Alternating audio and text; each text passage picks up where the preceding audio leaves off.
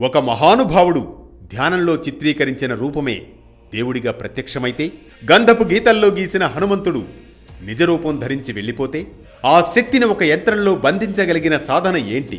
కలలో ఇచ్చిన ఆదేశం మేల్కొన్న తర్వాత సాక్షాత్కారమైతే, విజయనగర సామ్రాజ్య కాలంలో వెలిసిన ఈ నెట్టికంటి ఆంజనేయుడి కథ ఏంటి? ఈ ప్రశ్నలకు సమాధానంగా సాగే అనగనగాలోని నేటి కథనమే ధ్యానంలో దర్శనమైన దైవం, వేప చెట్టు కింద వెలిసిన వైనం.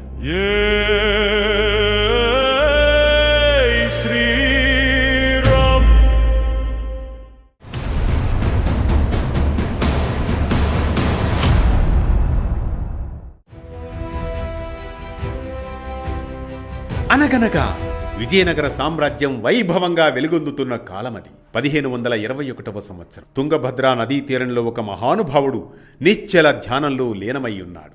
ఆయన శ్రీ వ్యాసరాయలు, వేదాంత జ్ఞానానికి భక్తికి ప్రతీక. ఆ సమయంలో వ్యాసరాయల మనసులో ధ్యానం ఇదే: శ్రీరామదూత హనుమ, నీ స్మరణే నా శ్వాస, నీ రూపమే నా ధ్యానం. ప్రతిరోజు వ్యాసరాయలు తాను ధరించిన గంధంతో ఎదురుగా ఉన్న ఒక రాయిపై ఆంజనేయ స్వామి రూపాన్ని చిత్రీకరించేవారు. ఆశ్చర్యమేంటంటే, ఆ రూపం పూర్తయ్యేలోపు హనుమంతుడు నిజరూపం ధరించి అక్కడ నుంచి అంతర్ధానమయ్యేవాడు. ఇది సామాన్య శక్తి కాదు, ఇది అపారమైన దైవ బలం. ఈ శక్తి లోక హితార్థం ఒకచోట స్థిరపడాలి. అప్పుడు వ్యాసరాయలు శ్రీ ఆంజనేయ స్వామి 12 నామాల బీజాక్షరాలతో ఒక మహామంత్రాన్ని నిర్మిస్తారు. ఆ యంత్రంలో స్వామి నిజరూపాన్ని చిత్రీకరించారు. అప్పటి నుంచి ఆంజనేయ స్వామి ఆ యంత్రంలోనే నిలిచిపోయారని పురాణ కథనం. కొంతకాలానంతరం వ్యాసరాయలు కర్నూలు జిల్లాలోని చిప్పగిరి మండలంలో ఉన్న శ్రీ భోగేశ్వరి స్వామి ఆలయంలో విశ్రాంతి తీసుకుంటూ ఉంటారు. అదే రాత్రి ఒక దివ్య స్వప్నం. వ్యాసరాయ, నీవు దక్షిణ దిశగా వెళ్ళు, అక్కడ ఒక ఎండిన వేప చెట్టు కనిపిస్తుంది. నీవు దాని దగ్గరకు వెళ్ళగానే అది చిగురిస్తుంది. అక్కడే నేను ఉంటాను, నాకు ఆలయం కట్టించు అని ఆదేశమిస్తారు ఆంజనేయ స్వామి. మరుసటి రోజు ఉదయం వ్యాసరాయలు దక్షిణ దిశగా ప్రయాణించారు. నిజంగా ఒక ఎండిపోయిన వేప చెట్టు కనిపిస్తుంది. వ్యాసరాయలు చెట్టు దగ్గరకు చేరగానే అద్భుతం! ఆ చెట్టు పచ్చగా చిగురించింది, కళకళ్లాడింది. ఆహా, ఇదే నా స్వామి సంకేతం అంటూ అచ్చెరి ఉందుతారు వ్యాసరాయలు. చెట్టు కింద తవ్వగా సాక్షాత్తు ఆంజనేయ స్వామి విగ్రహం దర్శనమిస్తుంది.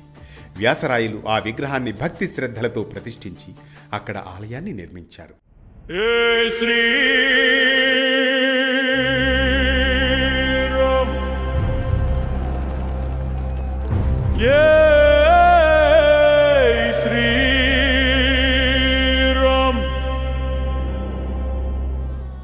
అదే అనంతపురం జిల్లా గుంతకల్లు పట్టణానికి సుమారు 5 కిలోమీటర్ల దూరంలోని ప్రసిద్ధ క్షేత్రం. ఇక్కడ ఆంజనేయ స్వామి నెట్టికంటి ఆంజనేయ స్వామిగా విరాజిల్లుతున్నారు. నెట్టికంటి అంటే నేరుగా చూసే కన్ను కలిగిన వాడని అర్థం. ఈ ఆలయంలో స్వామివారి కుడివైపు భాగమే దర్శనమివ్వడంతో కుడి కన్ను స్పష్టంగా కనిపించదు. అయితే ఆ కన్ను నేరుగా మన వైపు చూస్తున్నట్లుగా అనిపించడం వల్ల ప్రతి భక్తుడికి స్వామి తననే చూస్తున్నాడన్న భావన కలుగుతుంది. అందుకే స్వామివారికి నెట్టికంటి అనే నామం కలుగుతుంది. అలాగే కసాపురం గ్రామ పరిధిలో ఈ ఆలయం ఉండడంతో కసాపురం ఆంజనేయ స్వామిగా కూడా ప్రసిద్ధి.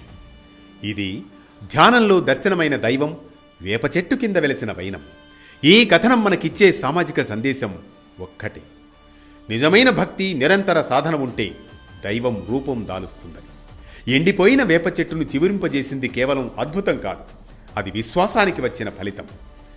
ప్రతినిత్యం ఓ పురాణ కథనం, సూటిగా, స్ఫూర్తిమంతంగా, సామాజిక సందేశంగా, ధర్మం చెప్పే కథల సవ్వడి, జ్ఞానం చెలరేగే కథన ఒరవడి. అనగనగా అంటూ మళ్లీ రేపు పలకరిస్తుంది ఆరుబయట వెన్నెల్లో జోకొట్టే కథల్లా వేటు న్యూస్.